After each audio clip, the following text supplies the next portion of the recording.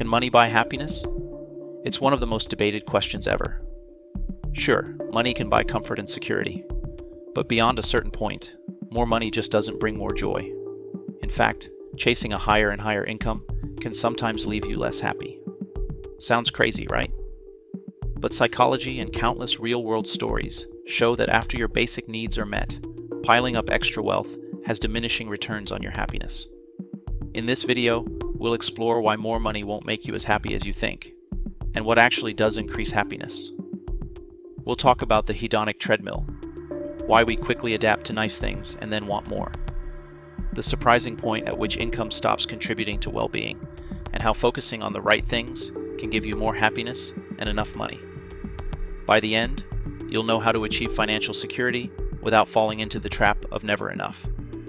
Psychological breakdown, the wealth and happiness paradox. Let's start with a blunt truth. We get used to new luxuries fast. Buy a new phone or get a big raise, and you're thrilled for a while.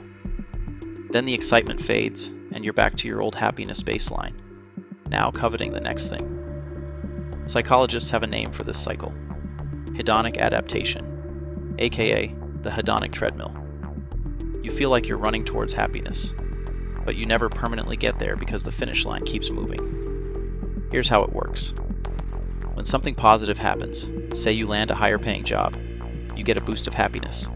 You might treat yourself, upgrade your lifestyle. Life feels good. But soon, that higher salary becomes your new normal. Your expectations rise, and that shiny more money feeling wears off. Next, you start thinking, if only I made even more, then I'd be happier. And so you run harder on the treadmill, chasing the next raise, the bigger house, the nicer car. It's an endless chase.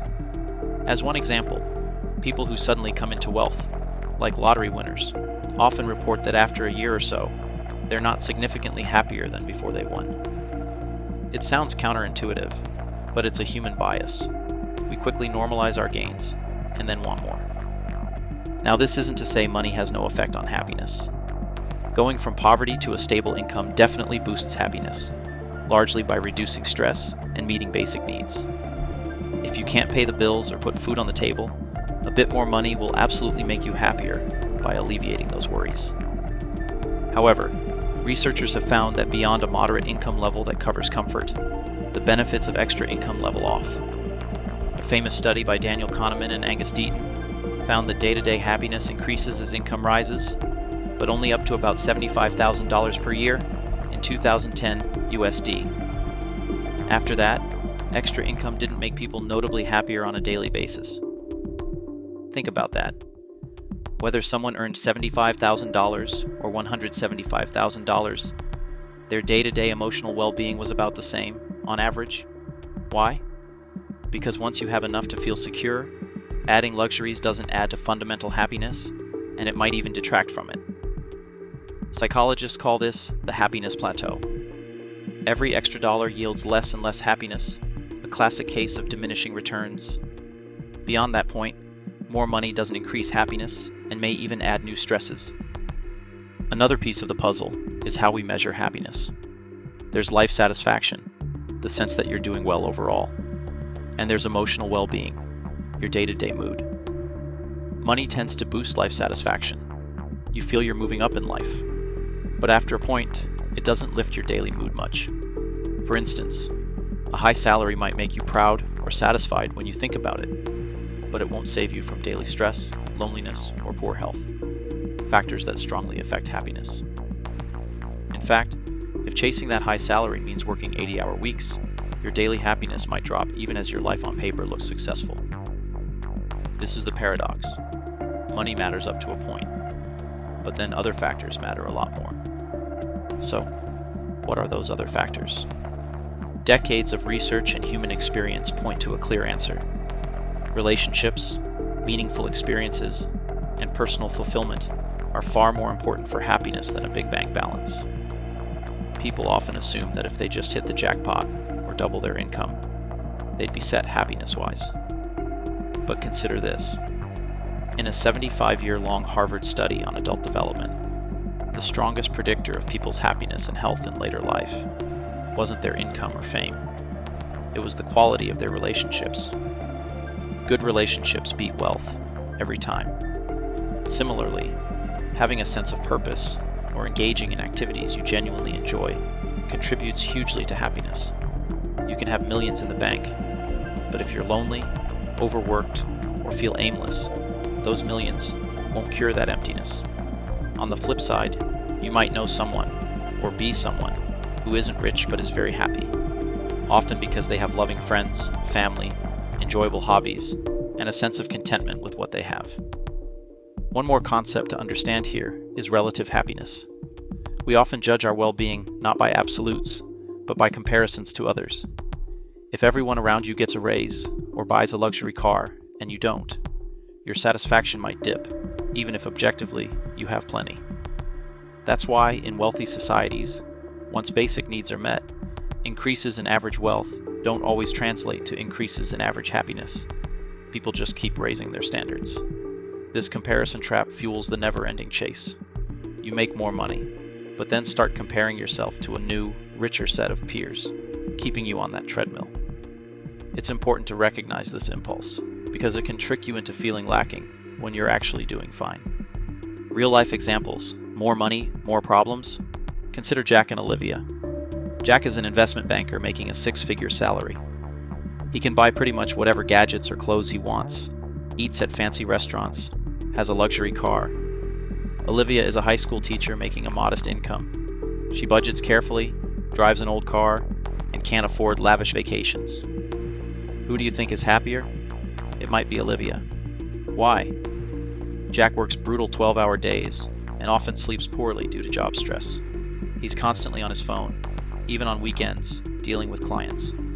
His high pay enables a posh lifestyle, but he has little time to enjoy it. Meanwhile, Olivia finds her job rewarding. She loves shaping young minds, and she has summers off.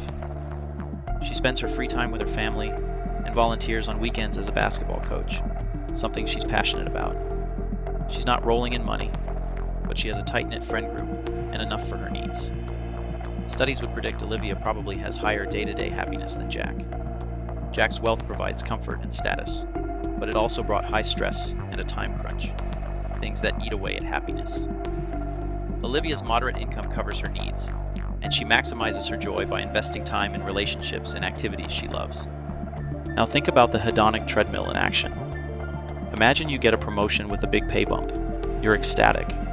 You celebrate, maybe move into a nicer apartment and buy a new wardrobe. Fast forward a year. You're accustomed to the new salary. That apartment and those clothes feel normal now.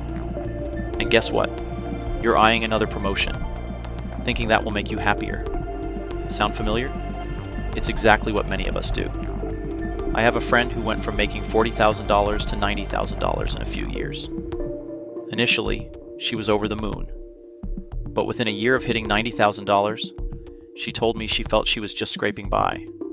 In reality, she had simply raised her spending and expectations. She admitted that her happiness level didn't double with her salary. If anything, she felt more pressure. This real-life story is a perfect snapshot of hedonic adaptation. New gains quickly became expectations, and the happiness boost evaporated. Another example: purchases versus experiences. Let's say Maria gets a $5,000 bonus. She could buy a fancy big screen OLED TV for her living room. Or she could take her two best friends on an unforgettable trip. If she buys the TV, she'll certainly enjoy it. But how long before it's just another appliance in her house? A year later, that TV might not spark joy. She might even be eyeing a newer model. This is the hedonic treadmill with material things.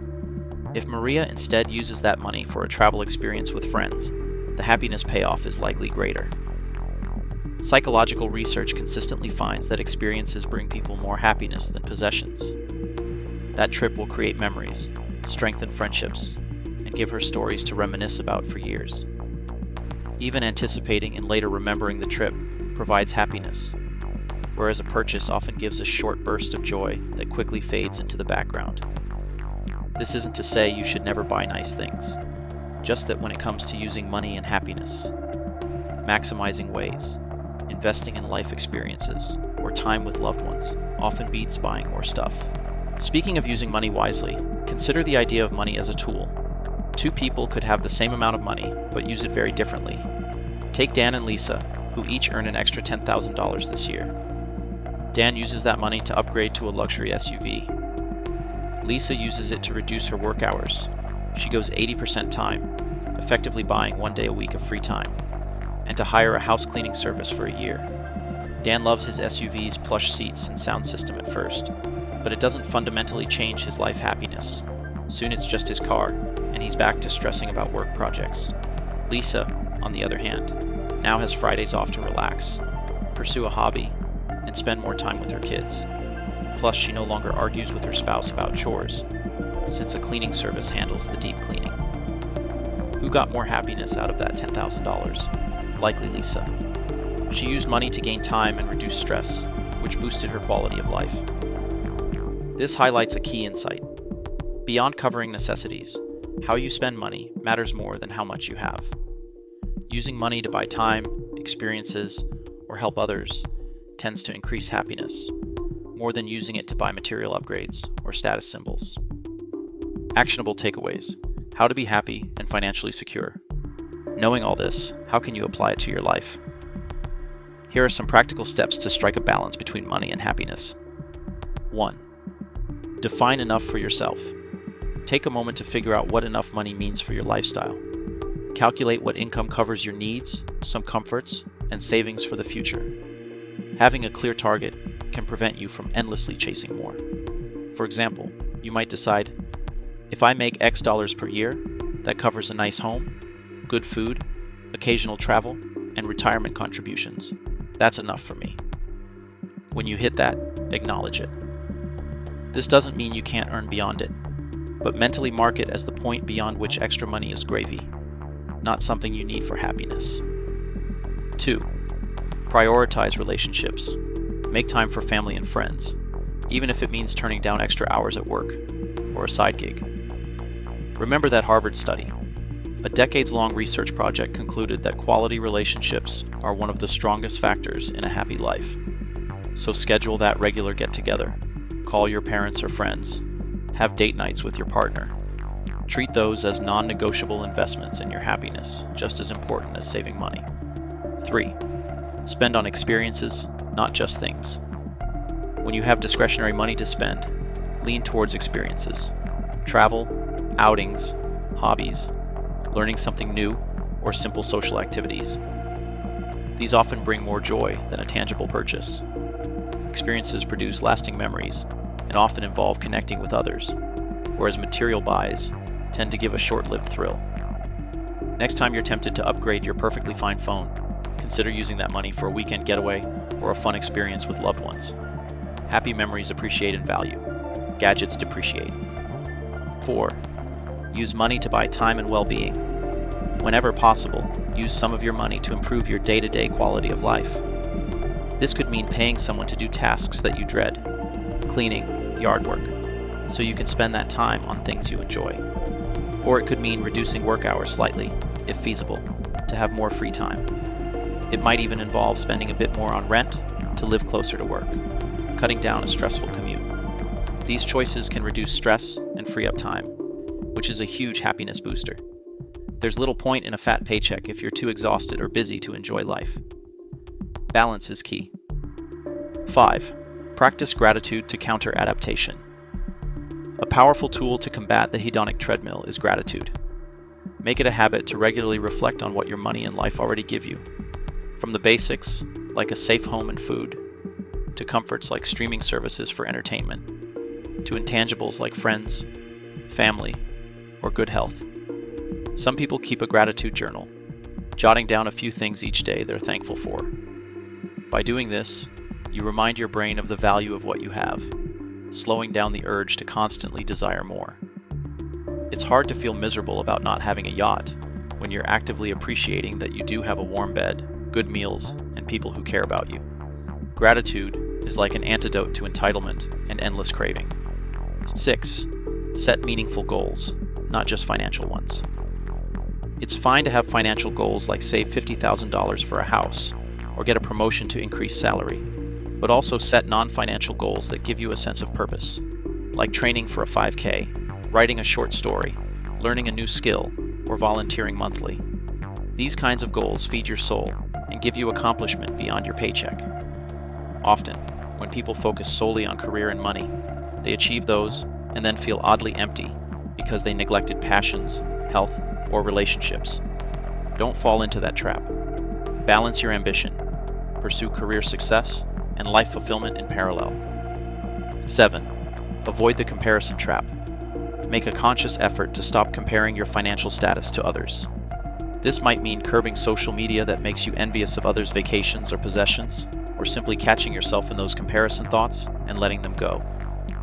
Remind yourself that there will always be someone richer, just as there are many less fortunate. Instead of keeping up with the Joneses, focus on your own progress and what matters to you. Celebrate your wins, no matter how small, and recognize that someone else's success doesn't diminish yours. If you find yourself slipping into envy, switch to gratitude mode. Think of what you have that others might not. It flips the script from I lack to I'm lucky. 8. Secure your basics, peace of mind money.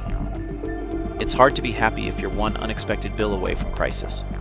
So, an important step is to build financial security for peace of mind. Create a safety net, an emergency fund, even a small one at first. Insurance for health, car, home if possible. Paying off high-interest debt. These might not be glamorous uses of money, but they alleviate the background anxiety that comes from financial instability. Knowing you have a cushion for emergencies, or that you're gradually getting out of debt, can lift a huge weight off your shoulders. That relief translates into better sleep, better mood, and more headspace to enjoy life. Financial security is absolutely linked to emotional well-being, so prioritize it until you have your bases covered. 9. Give a little or a lot. It might sound counterintuitive, but giving some money away can make you happier. Whether it's donating to a cause you care about, helping out a friend in need, or spending on a thoughtful gift, giving taps into our social and compassionate side. Studies have shown that people often experience a happiness boost when they spend money on others versus themselves. It doesn't have to be a huge amount. Even buying someone a coffee or contributing a small amount to charity can create a sense of connection and purpose. So, consider allocating a portion of your budget, even $5 a week, to generosity. It's a win-win. Someone benefits from your kindness, and you feel happier for making a difference. By following these steps, you're aligning your financial life with the ingredients of happiness. You're ensuring you have enough money to be comfortable and secure, but also focusing on relationships, experiences, gratitude, and meaning, the true drivers of joy. In the end, money is just a tool, not the destination. Having enough of it is certainly part of a happy life. No one is happy worrying about where their next meal will come from. But after that point of enough, chasing more and more money in hopes of catching happiness is like chasing a mirage. You can run hard and not get any closer. True happiness comes from living in line with your values, connecting with people, and savoring life's moments. Money can support those things, but it can't replace them. So, strive for financial stability. Yes, build that foundation, but also invest in the real wealth: health, love, experiences, and personal growth. Remember the question we started with: can money buy happiness? The answer: it buys some relief and comfort. But the rest of the happiness journey depends on how you live and what you prioritize. If this video resonated with you, hit the like button and consider sharing it with someone who might need this reminder. Let us know in the comments. Have you ever gotten something you thought would make you happy? A job, a raise, a purchase, and then found it didn't? What does make you truly happy? We'd love to hear your perspective. And of course, subscribe to Boom Blaster Stoic for more insights on mastering money and mindset. Thanks for watching, and remember, you're richest when you enjoy what you have. Stay happy and savvy.